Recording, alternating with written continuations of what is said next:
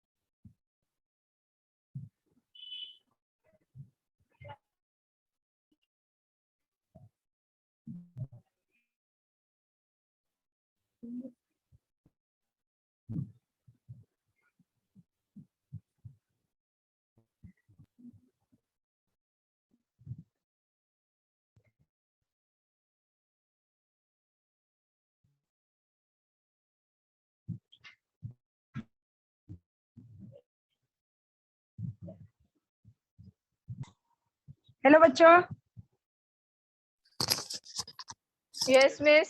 Yes yes miss. Yes miss.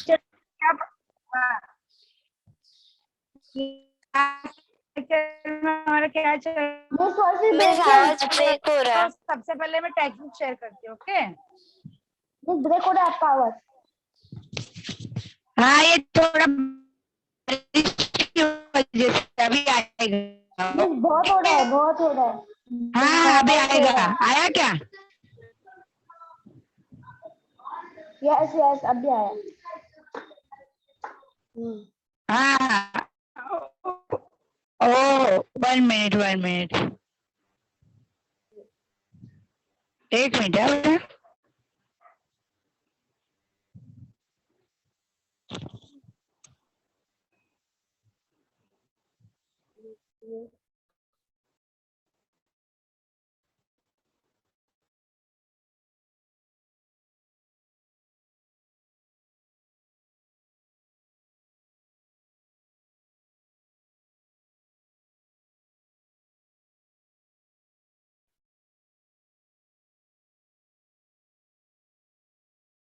क्या textbook दिख रहा है बच्चों? Miss Yes, voice is miss. Breaking. Voice is breaking.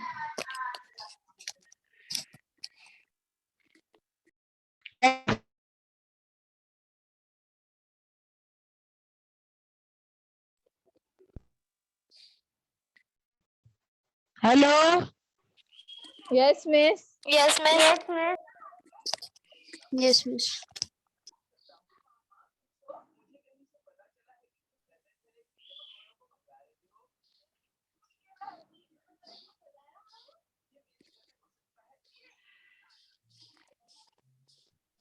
Teacher, network issue is going on.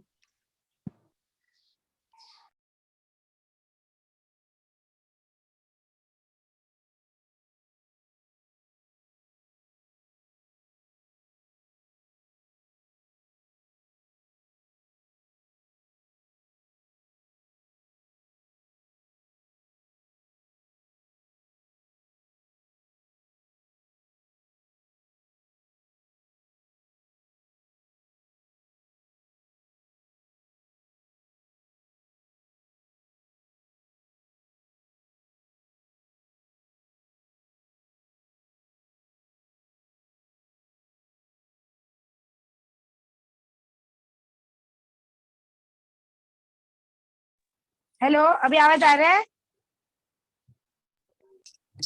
Yes, miss.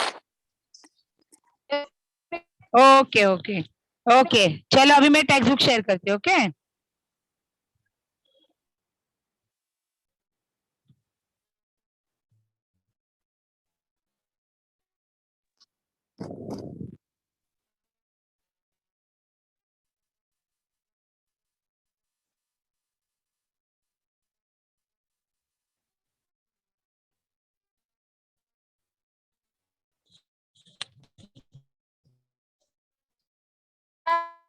दिखा बेटा?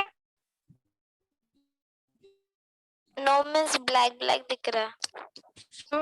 Yes miss, पूरा black black दिख रहा है मिस।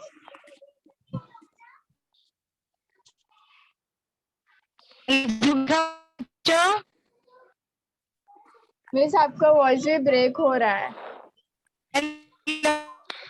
आवाज नहीं आ रही है। मिस कुछ आवाज नहीं आ रही आपकी।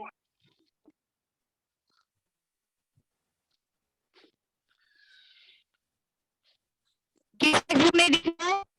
ग्रुप दिख रहा है। नो मिस कुछ नहीं दिख रहा।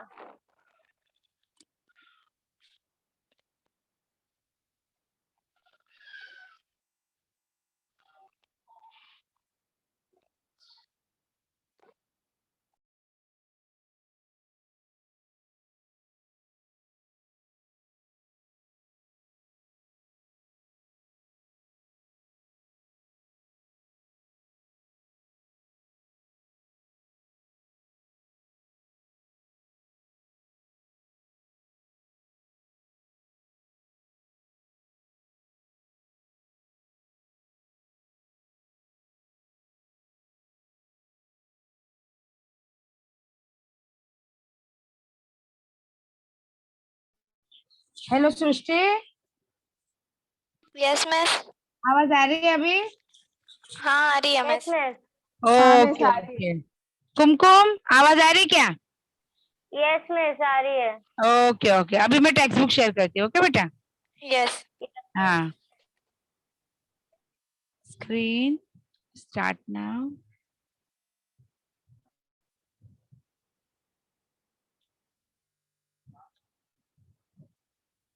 अभी दिखा? Yes miss. Yes, miss.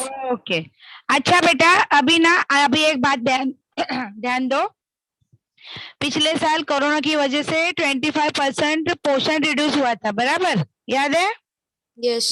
Yes हाँ मिस। Yes. हाँ, तो इस साल भी वैसे ही उतना ही पोर्शन आपका कट हुआ है। ओके, तो कौन से लेसन कट हुए हैं मैं पहले बता देती हूँ आपको। चलो, आप अपने टेक्स्ट बुक का इंडेक्स निकालिए।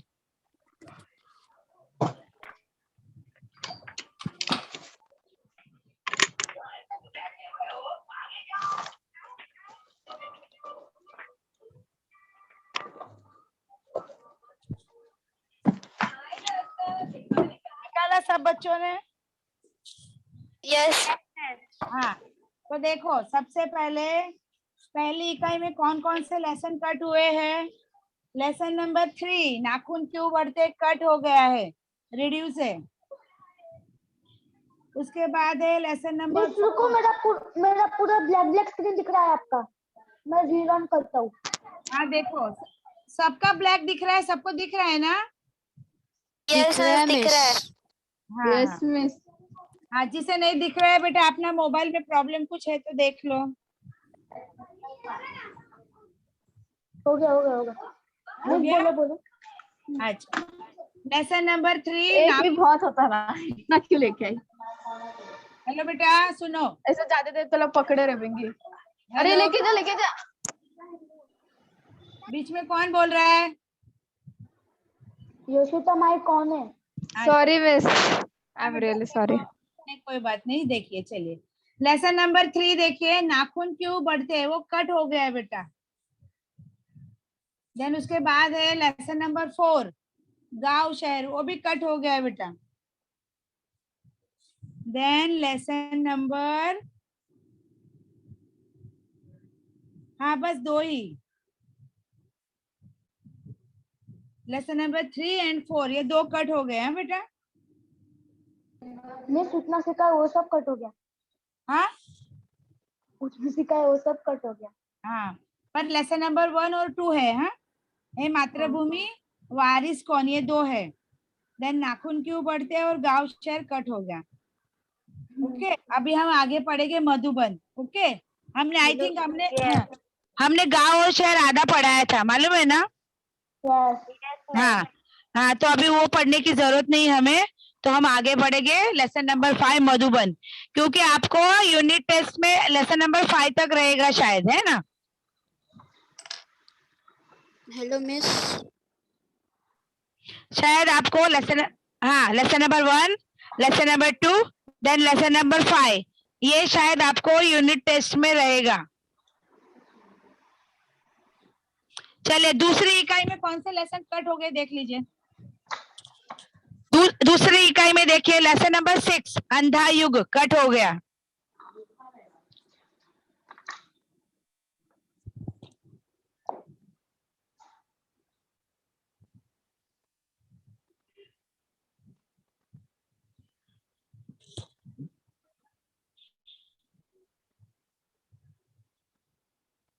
सॉरी सॉरी सॉरी,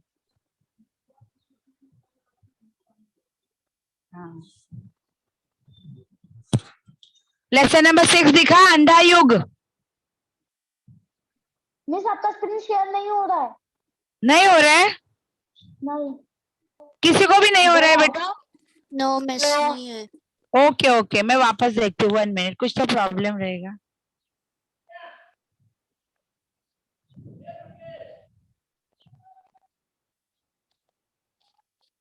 अभी दिख रहा है? No. No. No miss 1 minute, मैं वापस जाके शेयर करती हूँ, 1 मिनट।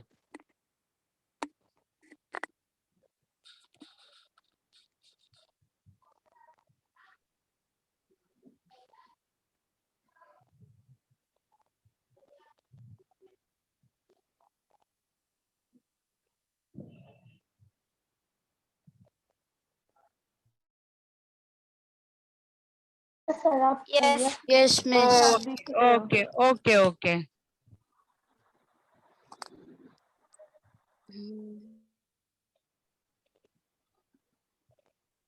हो गया मिस। हाँ, अभी दिखेगा आपको। हाँ,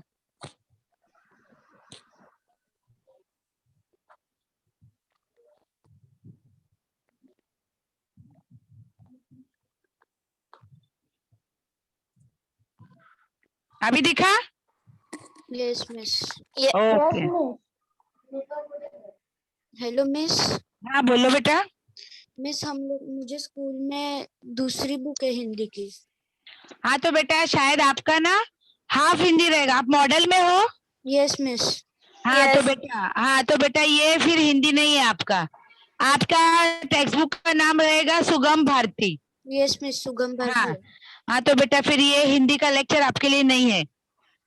ओके, ओके मिस। हाँ, क्योंकि ना आपका हाफ हिंदी है, फिर आपका 50 मार्क्स हिंदी रहेगा, देन 50 मार्क्स संस्कृत रहेगा, बराबर। यस। हाँ, ये फुल हिंदी वालों का टेक्स्ट बुक है बेटा। मिस हाँ, मेरा भी अलग है। आपका भी अलग है। यस। हाँ, कितने बच्चे हैं जिनका अलग टेक्स्ट बुक है? मिस सिर्फ 2 ही है, सृष्टि अच्छा और पीयूष। अच्छा अच्छा, तो फिर सृष्टि और पीयूष ये आप लेक्चर मत अटेंड करो, क्योंकि ये हिंदी आपका नहीं है बेटा। Okay okay miss. हाँ। फिर वो हम लोग का स्कूल का कैसा होगा मिस फिर? तो आप ना केशव सर से बात कर लीजिए, फिर वो कहेंगे तो मैं आपको आपका हिंदी ऑनलाइन पढ़ा दूंगी। Okay okay miss. ओके। हाँ, तो फिर आप अभी मत लेक्चर अटेंड कीजिए, ये फुल हिंदी का है। हाँ, जब ग्रामर रहता है ना बेटा, ग्रामर, यस। यस। हाँ, तो वो आपका और full Hindi and half Hindi दोनों का ग्रामर सेम रहता है, तो उस समय आप ज्वाइन कीजिए। Okay okay miss. ओके। हाँ, तो अभी आप लीव कर दीजिए, देन फिर बाद में केशव सर से बात कर लीजिए कि केशव सर हमारा हाफ हिंदी है, तो हमें कब लेक्चर अटेंड करना है, पूछ लेना। अगर वो मुझे बोलेंगे कि आप हाफ हिंदी ले लो बच्चों का, तो फिर मैं ऑनलाइन ले लूंगी। Okay yes. ओके, तो आप फिर लीव कर दीजिए। अभी फुल हिंदी वाले आप लोग देखिए, दूसरी इकाई में लेसन नंबर 6 अंधा युग कैंसल है और लेसन नंबर 8 मेरा विद्रोह ये भी कैंसल है।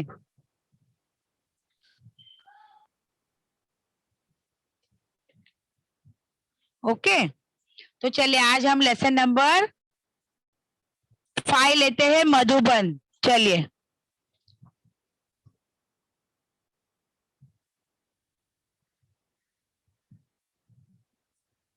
आपके टेक्स्ट बुक का पेज नंबर है 1 मिनट।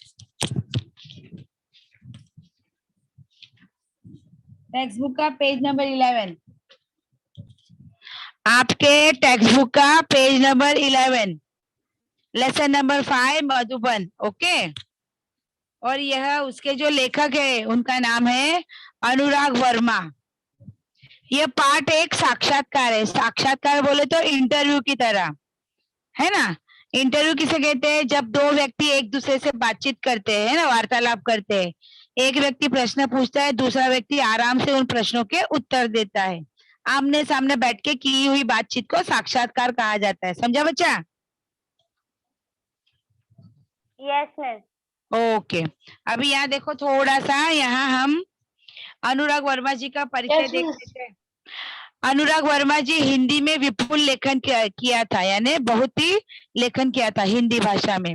उनकी भाषा धारा प्रवाह, यानी उनकी जो लैंग्वेज थी भाषा, उसके धारा कैसा प्रवाह था? सरल और आशय संपन्न, यानी सामने वाले को समझ में आ जाए, सहज, यानी इजीली उसके समझ में आ जाए, इस तरह का था।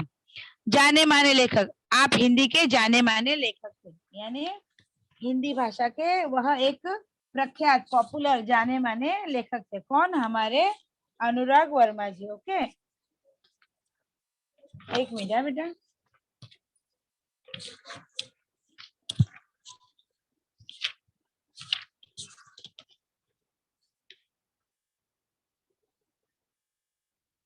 इनके द्वारा लिखे गए लेखकों का वाचन करते समय पाठक आनंद का अनुभव करते थे। यानी कहने का मतलब, इन्होंने जितनी भी हिंदी भाषा में रचनाएं की, लेखन कार्य किया, उन्हें जब भी पाठक यानी पढ़ने वाले उन्होंने पढ़ा है तो उसमें से उन्हें आनंद की अनुभूति हुई, यानी उन्हें खुशी प्राप्त हुई। यानी उनके लेखन कार्य से या उन्हें लिखे हुए लेख से पढ़ने वाले को आनंद प्राप्त होता था। ओके, ऐसे थे हमारे अनुराग वर्मा जी का लेखन कार्य। ओके, अभी देखो यहाँ गद्य संबंधी, गद्य बोले तो लेसन के संबंधी यहाँ जानकारी दी है। उसमें क्या है? यहाँ पर प्रस्तुत पाठ में श्री अनुराग वर्मा ने, जो हमारे लेखक है अनुराग वर्मा जी, उन्होंने प्रसिद्ध लेखक यानी पॉपुलर लेखक बोले तो राइटर डॉक्टर राम कुमार जी का साक्षात्कार लिया है। यहाँ हमारे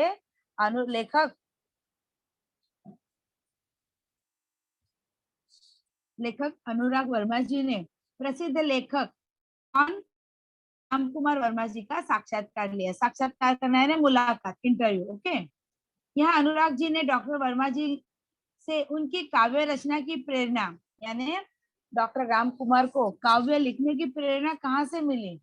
लौकिक, पारलौकिक, लौकिक बोले तो सांसारिक और पारलौकिक बोले तो अलौकिक, इस स्थिति यानी प्रेम, देश, राजनीति, यानी सांसारिक जीवन और पारलौकिक जीवन में प्रेम, देश की राजनीति स्थिति आदि पर प्रश्न पूछे।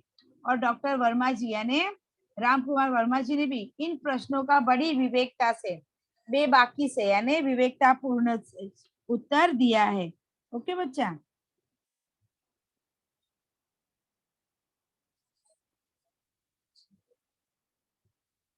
समझ रहे हो ना बेटा?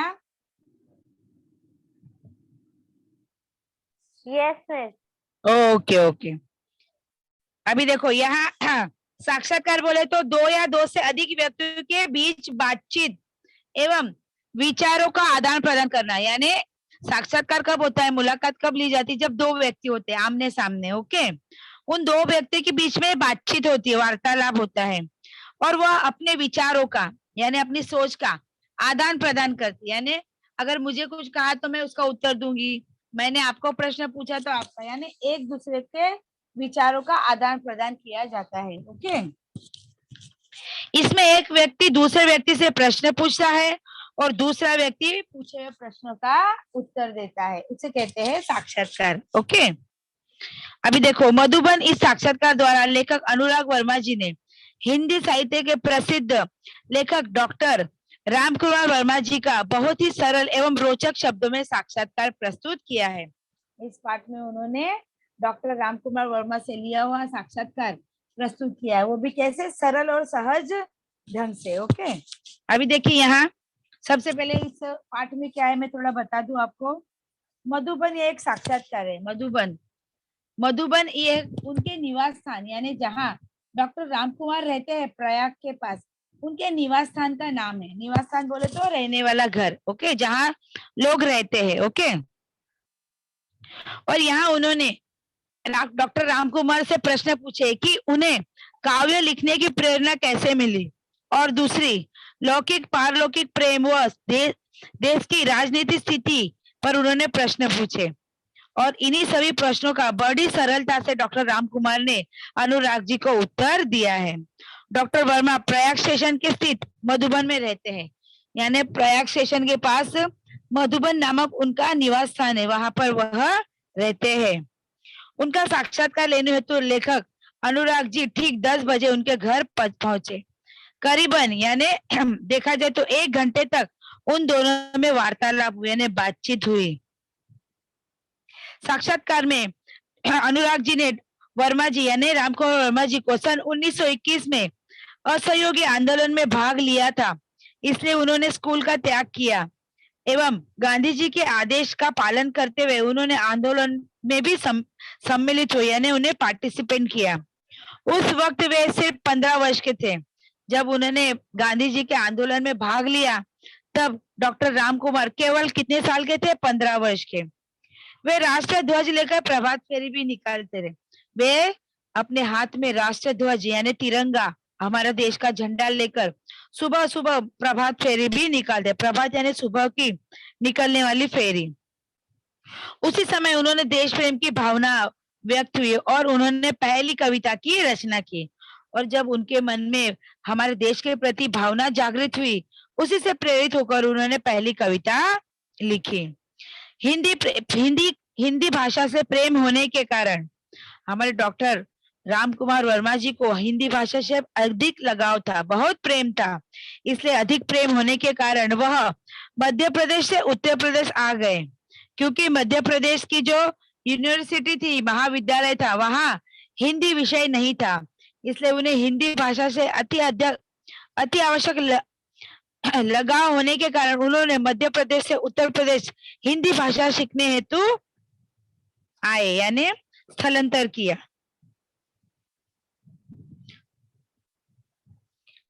वे प्रेम को एक प्राकृतिक प्रवृत्ति के रूप में स्वीकार करते हैं। वह प्रेम को क्या स्वीकार करते हैं, प्राकृतिक रूप में स्वीकार करते हैं। सन 1926 में उनका विवाह हुआ, और उनका विवाह कब हुआ, सन 1926 में। स्वतंत्र आंदोलन में सम्मिलित होने के बावजूद वे राजनीति से दूर रहे, क्योंकि उन्हें राजनीति पसंद नहीं था। ओके, क्योंकि राजनीति में जो अस्थिरता थी वह उन्हें पसंद नहीं थी। उन्हें साहित्य के रूप में साहित्य को चुना। उन्हें ज्यादा दिलचस्पी साहित्य में थी, इसलिए उन्होंने साहित्य को ही चुना। कहने का मतलब है कि उन्होंने साहित्य को ही ज्यादा प्राधान्य दिया। उन्होंने राजनीति से दूर रहे, यानी राजनीति की जो अस्थिरता है वो उन्हें पसंद नहीं थी। कभी ये पक्ष, कभी वो पक्ष, कभी ये करे वो, इस तरह की अस्थिरता उन्हें पसंद नहीं थी। इस वजह से उन्होंने अपने जीवन में साहित्य को स्थान दिया। ओके बेटा, समझा? Yes miss. Yes ma'am. Yes miss. Okay, तो चलिए अभी लेसन देखते हैं। Lesson number 5 Madhuban. ओके, और पेज नंबर है 11। पहले देखो, सुबह का समय था यानी मॉर्निंग का टाइम था। मैं डॉक्टर रामकुमार जी के प्रयाग स्टेशन स्थित निवास मधुबन की ओर पूरी रफ्तार से चला जा रहा था, क्योंकि 10 बजे उनसे मिलने का समय तय हुआ था। यहाँ हमारे लेखक अनुराग जी कह रहे हैं कि सुबह का समय था और मैं डॉक्टर रामकुमार वर्मा को मिलने प्रयाग स्टेशन के नजदीक, यानी प्रयाग स्टेशन, प्रयाग नामक स्थान है, उसके स्टेशन नजदीक स्थित, स्थित यानी वहां स्थापित। निवास, निवास बोले तो रहने का स्थान, जहाँ लोग रहते हैं, निवास स्थान। मधुबन की ओर, यानी उनके निवास स्थान का नाम है मधुबन की ओर। पूरी रफ्तार से, रफ्तार से यानी तेजी से, स्पीड से चला जा रहा था, यानी वहां मैं जा रहा था। क्योंकि मुझे उन्होंने 10 बजे का समय दिया था मिलने का। क्योंकि हमारे लेखक अनुराग वर्मा जी को जिनसे मिलना था वे थे प्रसिद्ध लेखक डॉक्टर राम कुमार जी। उन्होंने वह अपने प्रयाग स्टेशन के पास जो निवास स्थान है जिसका नाम है मधुबन, उसमें रहते थे, इसलिए उनसे मिलने के लिए हमारे लेखक पूरी रफ्तार से यानी तेजी से या स्पीड से उनके घर की तरफ जा रहे थे, क्योंकि डॉक्टर राम कुमार ने उन्हें 10 बजे मिलने का समय तय किया था। ओके बेटा, देन नेक्स्ट पैराग्राफ। रफ्तार का मतलब है तेजी से यानी स्पीड, और निवास बोले तो रहने का स्थान, रहने का। Okay, place. अभी आगे देखें। वैसे तो मैंने डॉक्टर साहब को विभिन्न उत्सवों, संगोष्ठियों एवं सम्मेलनों में देखा था, परंतु इनके निकट से मुलाकात करने का यह मेरा पहला अवसर था। अभी यहाँ हमारे लेखक है डॉक्टर राम कुमार, वो कह रहे कि मैंने डॉक्टर साहब बोले तो राम कुमार वर्मा जी को विभिन्न, विभिन्न यानी अलग अलग, तरह तरह के, अलग अलग उत्सव, उत्सव मीन्स फेस्टिवल्स, उत्सव मीन्स फेस्टिवल, त्योहार। ओके। संगोष्ठिया, संगोष्ठिया बोले तो किसी एक विषय पर चर्चा सत्र, यानी कोई एक टॉपिक है जिसपे बहुत से लोग आकर डिस्कशन कर, तो ऐसे संगोष्ठियों एवं सम्मेलन, जो सम्मेलन रहते हैं जिससे कवि सब इकट्ठा होते हैं और अपनी अपनी कविताएं कहते हैं, ऐसे कवि सम्मेलनों में उन्होंने हमारे डॉक्टर राम कुमार जी को बहुत बार देखा था, परंतु इतने निकट से यानी नजदीक, निकट बोले तो नजदीक से मुलाकात करने का, मुलाकात बोले तो इंटरव्यू या साक्षात्कार करने का ये मेरा पहला अवसर था। अवसर बोले तो मौका। यहाँ क्या बोल रहे हैं हमारे अनुराग जी लेखक कि ऐसे तो मैंने डॉक्टर राम कुमार जी को बहुत अलग अलग तरह के उत्सव यानी त्योहारों में देखा, संगोष्ठी यानी किसी एक विषय पर चर्चा करने वाले बातों के समारंभ में देखा, सम्मेलनों में देखा, मगर नजदीक से उनसे परिचित होने का या फिर उनका इंटरव्यू लेने का यह मेरा पहला मौका था, पहला अवसर था।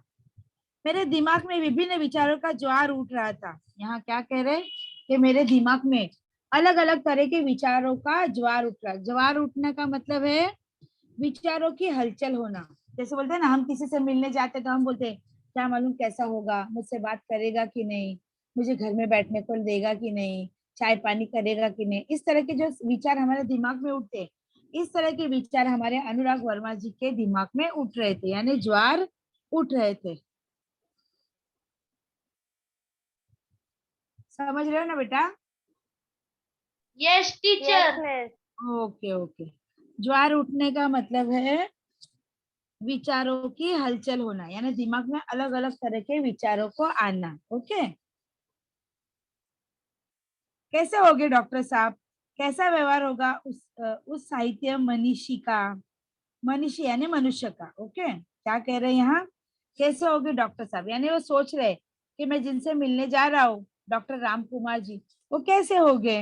ओके, कैसा व्यवहार होगा उनका, यानी उनका मेरे साथ कैसा व्यवहार होगा, वो मुझसे सही ढंग से बात करेंगे या नहीं, है ना। देखो, हर एक इंसान का एक अलग स्वभाव रहता है, बराबर।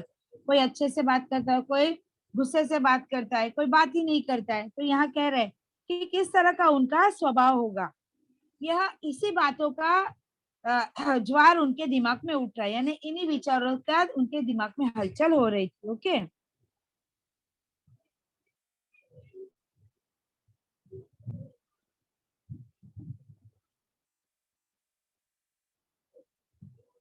वो कह रहे हैं कि कैसा होगा उस साहित्य मनीषी का, यानी वो साहित्य का जो मनुष्य है उसका व्यवहार मुझसे मेरे साथ कैसा होगा, आदि प्रश्नों का जवाब उनके दिमाग में उठ रहा है। अभी आगे देखिए।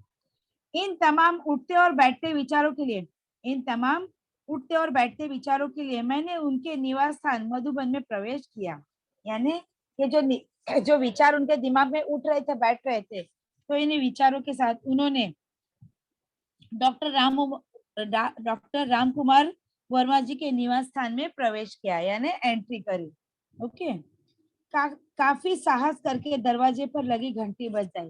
काफी साहस, साहस बोले तो हिम्मत, काफी हिम्मत जुटाकर वर्मा जी के दरवाजे के ऊपर जो घंटी लगी थी, डोरबेल, उसे उन्होंने बजाया, यानी काफी हिम्मत जुटाकर उन्होंने उनके घर की घंटी बजाई। ओके,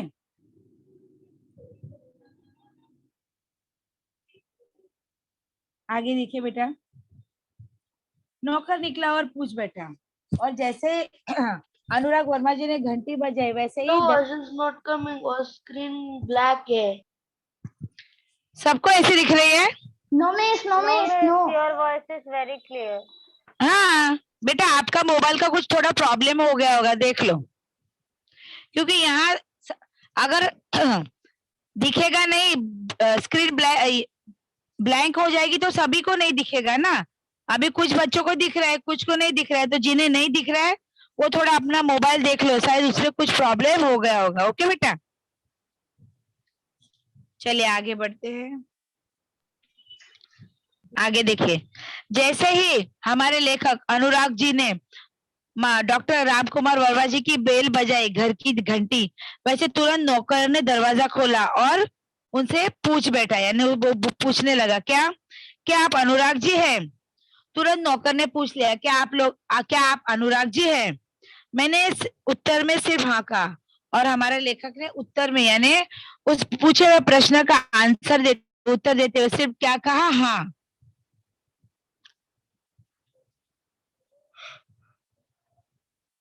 ओके, उसने मुझे ड्राइंग रूम में बिठाया, और उस नौकर ने अनुराग जी को कहाँ बिठाया? Drawing room. ड्राइंग रूम बोले तो हमारा बैठक रूम, हॉल। ओके, और यह कहते हुए चला गया कि डॉक्टर साहब आ रहे हैं। और क्या कहते हुए चला गया? कि आप यहाँ बैठे, डॉक्टर साहब आ रहे हैं।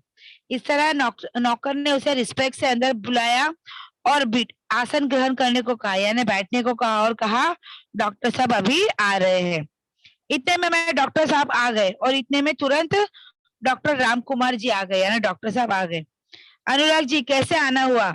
आते ही उन्होंने पूछा, और आते ही उन्होंने लेखक से प्रश्न पूछा। क्या प्रश्न पूछा? अनुराग जी कैसे आना हुआ? आते ही उन्होंने इस तरह का प्रश्न हमारे लेखक अनुराग वर्मा से कर दिया।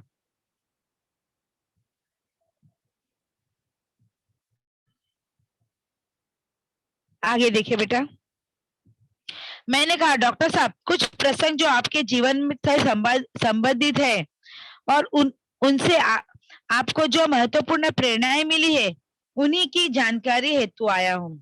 और यहाँ लेखक अनुराग जी ने आने का क्या हेतु है वो बताया।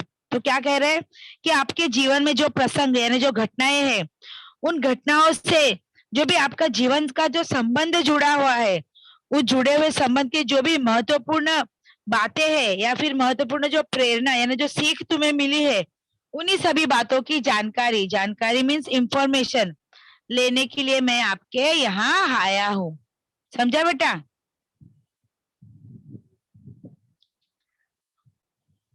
Yes miss.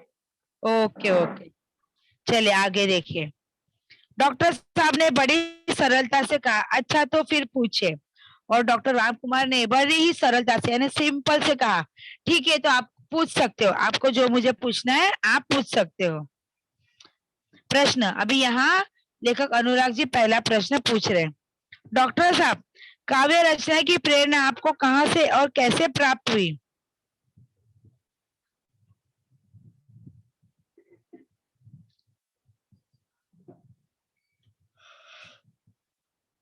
यहाँ पर हमारे लेखक पहला प्रश्न पूछते हुए कह रहे हैं कि डॉक्टर साहब काव्य रचना यानी कविता लिखने की प्रेरणा आपको कहाँ से और कैसे प्राप्त हुई?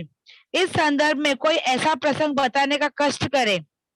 इस संदर्भ में कोई ऐसा प्रसंग यानी घटना बताने का कष्ट करे। कष्ट यानी तकलीफ उठाए कि जिससे आपके जीवन का अंतरंग पहलू यानी जीवन का अंदर का अंतरंग पहलू को महत्वपूर्ण मोड़ दिया गया। मोड़ देना यानी एक टन।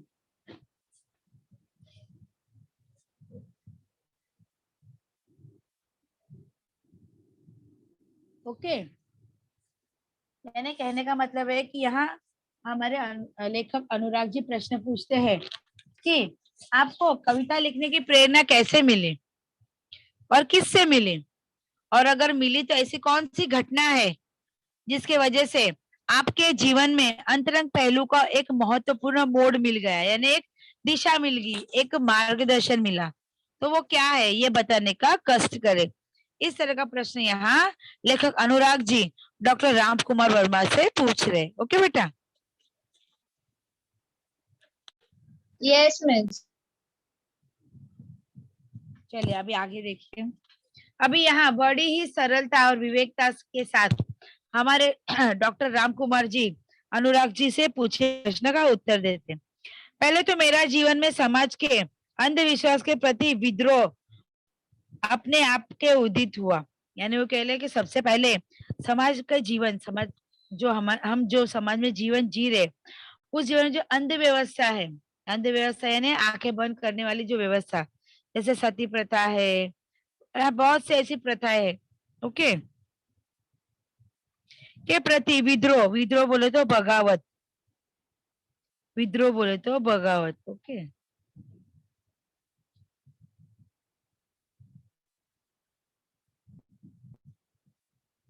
ओके आगे देखिए चले। अंध, अंध बोले तो ब्लाइंड, ब्लाइंड बोलते हैं ना वैसा, और यानी समाज की जो अंध व्यवस्था है, यानी देखकर भी बिना देखे, यानी हमारे सामने कुछ घटित हो रहा है तो उसे देखकर भी अनदेखा कर देते, इस तरह की अंध व्यवस्था। ओके, विद्रोह, विद्रोह बोले तो बगावत, अपने आप ही उदित हो गए, उदित होना यानी उदय होना, यानी पैदा हो गए। वो क्या कह रहे कि हमारी अंधश्रद्धा या अंध विश्वासी समाज की ये जो घटना है, उससे ही मेरे मन में विद्रोह का भाव उदित हो गया, उत्पन्न हो गया। सन 1921 में जब मैं केवल 15.5 वर्ष का था, वो क्या कह रहे कि सन 1921 में वो केवल 15.5 यानी 15.5। ओके,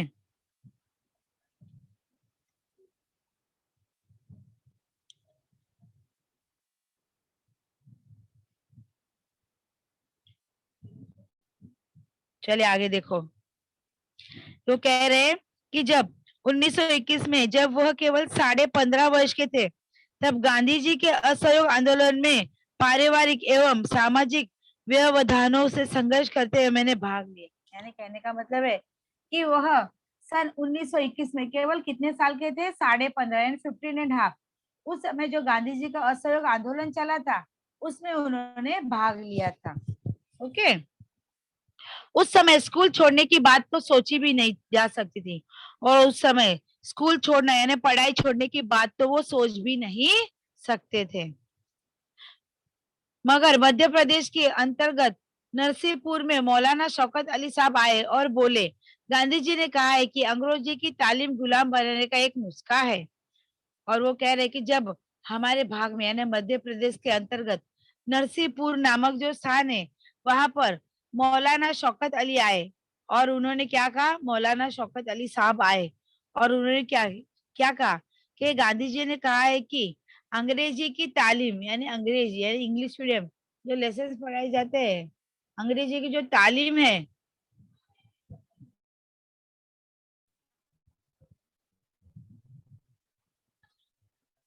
यानी कहने का मतलब है मौलाना शौकत अली आए और कहने लगे कि गांधी जी ने ऐसा कहा है कि ये जो अंग्रेजी की जो तालीम है ना, जो इंग्लिश पढ़ाते, वो केवल हमें गुलाम बनाने के लिए ही कर रहे हैं, यानी ये उनका एक नुस्खा है, नुस्खा बोले तो उपाय है, भारतीय लोगों को अपना गुलाम बनाना, ये अंग्रेजियों का एक नुस्खा है, इस वजह से वो अंग्रेजी माध्यम पढ़ाने का प्रयास कर रहे, ऐसी बात उन्हें कहा गई कि गांधी जी ने ऐसा कहा है कि अंग्रेजों की जो तालीम है यानी इंग्लिश मीडियम जो पढ़ाया जाता है वो केवल गुलाम बनाने का एक उपाय है, नुस्खा है, नुस्खा बोले तो उपाय है। समझा बेटा? Yes miss. Okay yes okay miss. Okay English okay. के लेक्चर में भी यही बोल रही थी टीचर। क्या अंग्रेजों का यस टीचर, और ओके ओके, सब इंडिया सिखा रहे थे ना। अच्छा अच्छा, हिस्ट्री क्या? No teacher, English. English, okay बेटा ओके। चलिए देन नेक्स्ट देखिए।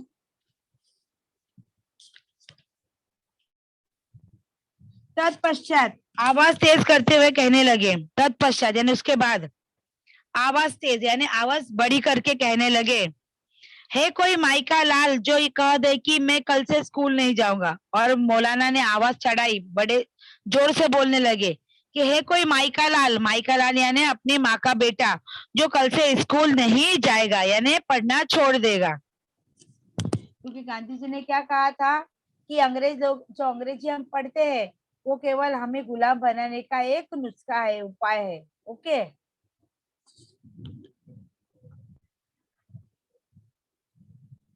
आगे देखिए। और उसके बाद उन्होंने अपनी आवाज बढ़ाकर कहने लगे कि है कोई माइका लाल यानी अपने माँ का बेटा, माँ का सगा बेटा, जो कह दे कि मैं कल से स्कूल नहीं जाऊंगा, जो ऐसा कह दे कि मैं कल स्कूल नहीं जाऊंगा। मैंने अपनी माँ के आगे बड़ी ही श्रद्धा से स्कूल न जाने की घोषणा कर दी। और हमारे लेखक कह रहे कि मैंने घर जाकर अपनी माँ के सामने बड़ी बड़ी श्रद्धा से यानी विश्वास रखकर स्कूल नहीं जाऊंगा इस बात की घोषणा कर दी, यानी सूचना दे दी। सभी लोग सकते हैं आ गए, और सभी लोग क्या थे, जो भी शक्ति थी वो आ गए। बाद में भी अजीब थी कि उन दिनों एक डिप्टी कलेक्टर का लड़का विद्रोह हो जाए। लोगों ने बहुत समझाया, यानी उस समय डिप्टी कलेक्टर, उसकी माँ क्या थी, डिप्टी कलेक्टर, इसके पिताजी थे। तो कह रहे कि उन्होंने, लेखक ने घर पे जाके माँ को तो बोल दिया कि मैं कल से, मिस आपका माइक म्यूट हो गया।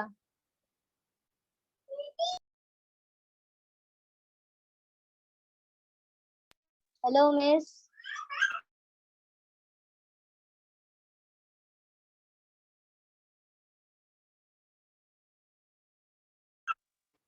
मिस आपका माइक म्यूट हो गया। हाँ दिखा अभी। Yes miss. हाँ देखिए पेज नंबर 12। ओके, अभी देखिए। नौकरी की बात कही परंतु मैं घर से निकल पड़ा क्योंकि गांधी जी का आदेश मानना था।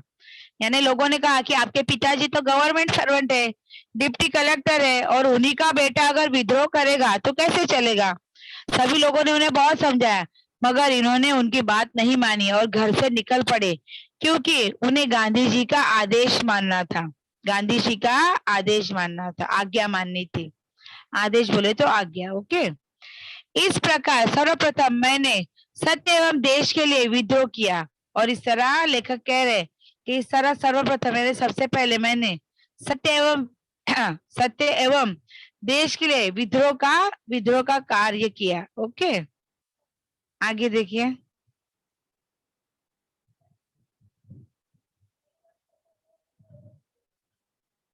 चलिए आगे देखिए। तब तक मैं 16 वर्ष का हो चुका था। और हमारे लेखक क्या कह रहे हैं कि तब तक वह, उनकी आयु कितने साल की हो चुकी थी, 16 साल की। ये सारी बातें डॉक्टर राम कुमार अनुराग वर्मा जी से कह रहे हैं। ओके,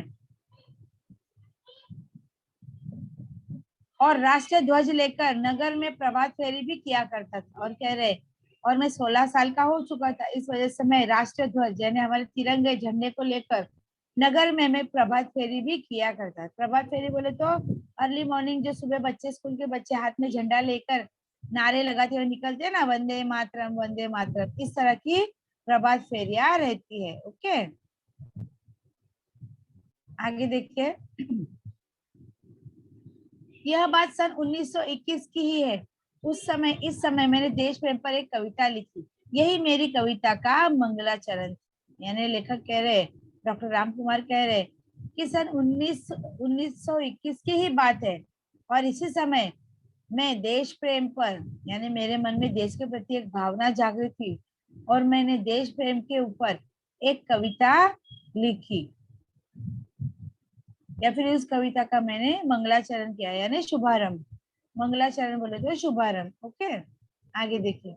प्रश्न दूसरा यहाँ, अभी पहले प्रश्न का यहाँ उन्होंने स्टॉप किया, अभी यहाँ हमारे लेखक उनसे दूसरा प्रश्न पूछ रहे हैं। ओके, चलिए देखते हैं।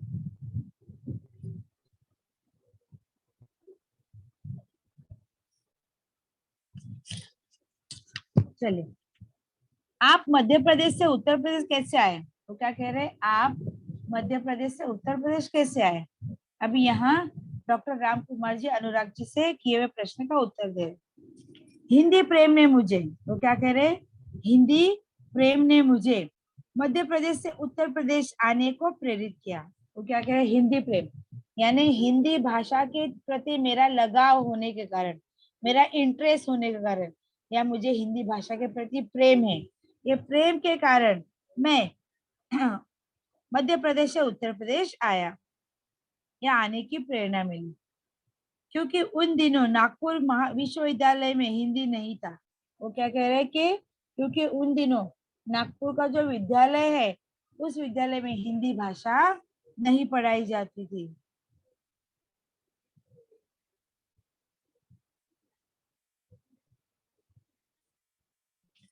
आगे देखते हैं।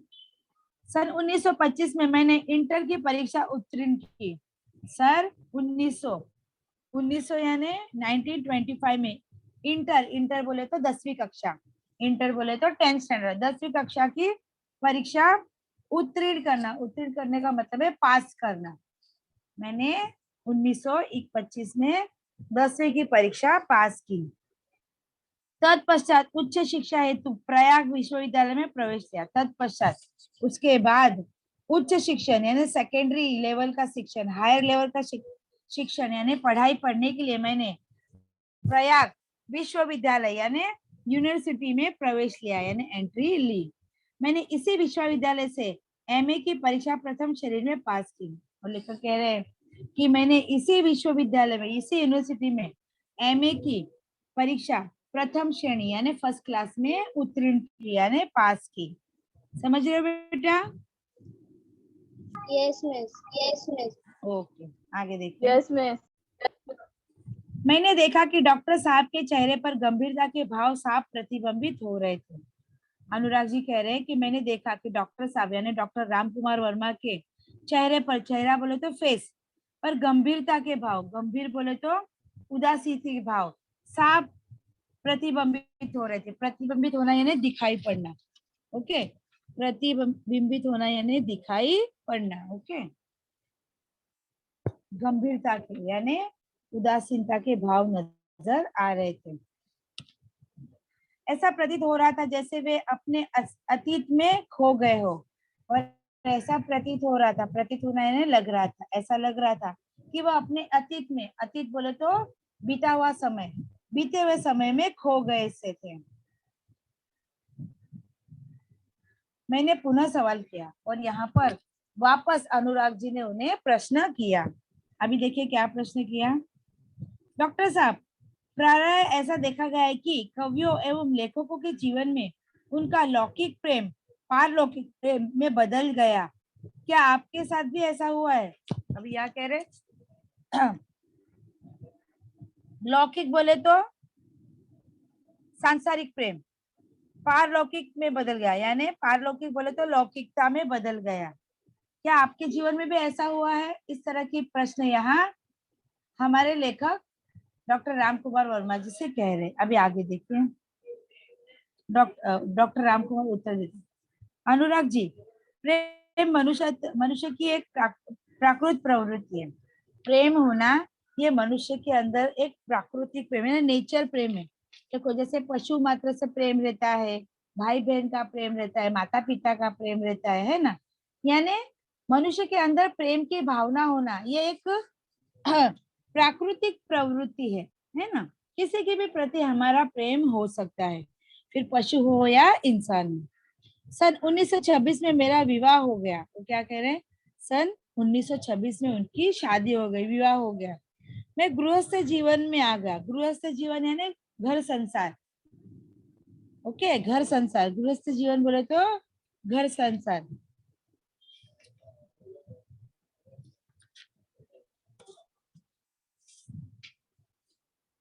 ओके, वो क्या कह रहे हैं कि सन 1926 में उनका विवाह हुआ, विवाह यानी शादी, ओके, मैरिज। और उसके बाद वह गृहस्थ जीवन में आ गए। गृहस्थ जीवन यानी घर संसार, बोलते ना शादी के बाद संसार, जैसे घर का देखो, सब्जी लाओ, बच्चों को खिलाओ पिलाओ, बच्चों को पढ़ाओ, ये सारे जो जवाब जीवन में आ जाते हैं। नैतिकता से प्रेम, सात्विकता,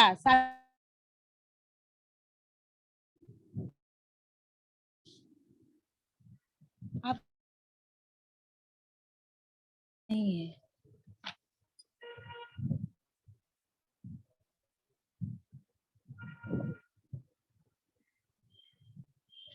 सात्विक तो जैसे जो सच्चाई है, जो इस संसार में जब वो गृहस्थ जीवन उन्होंने अपनाया, बातों को यहाँ कि सात्विकता और नैतिकता से प्रेम हो गया, यानी जो भी जो जीवन होता है उस जीवन से या फिर उस जीवन की जो सच्चाई है उससे मुझे प्रेम हो गया, यानी प्यार हो गया। मैंने इसी समय यानी सन 1930 में कबीर का रहस्यवाद लिखा और उसी समय उन्होंने और एक लेखन कार्य किया और वो उस समय उन्होंने कबीर दोहे होते उनका रहस्यवाद लिखा। रहस्यवाद का मतलब होता है ईश्वर या सृष्टि के तत्व पर आश्रित, है ना। सात्विकता का मतलब है जैसे बोलते हैं ना भगवान पे भरोसा, श्रद्धा होना, विश्वास रखना, वैसे। तो उन्होंने कबीर का रहस्यवाद लिखा। इतना अवश्य है कि मेरे जीवन में कुछ अनुभव कविता के माध्यम से प्रेषित हुए। वो क्या कह रहे हैं कि इतना तो मुझे मालूम है कि मेरे जीवन में कुछ कविताओं के माध्यम से ही या फिर उनके अनुभव से, अनुभव बोले तो एक्सपीरियंस से, कविता के माध्यम से प्रेषित हुए। मुझे बचपन से ही अभिनय का शौक था, यानी एक्टिंग, अभिनय बोले तो एक्टिंग। वो क्या कह रहे हैं, मुझे बचपन से ही अभिनय का शौक था, यानी एक्टिंग का शौक था और प्राय उत्सव के अवसर पर नाटकों में मैं भाग लेता था। और क्या कह रहा है कि हमेशा उत्सव यानी कोई भी त्योहार रहता था, उस त्योहार के अवसर पर यानी मौके पर मैं नाटकों में भाग लिया करता था, यानी भाग लेना यानी पार्टिसिपेशन करना।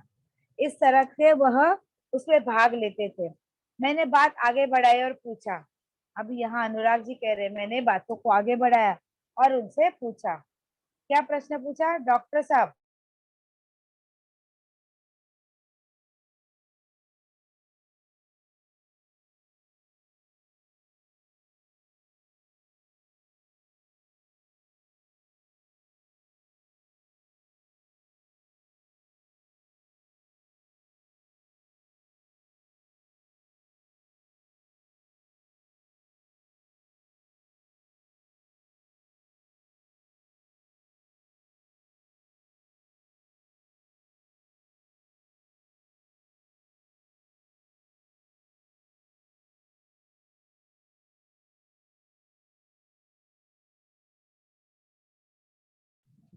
Hello miss. सुनीता मैम।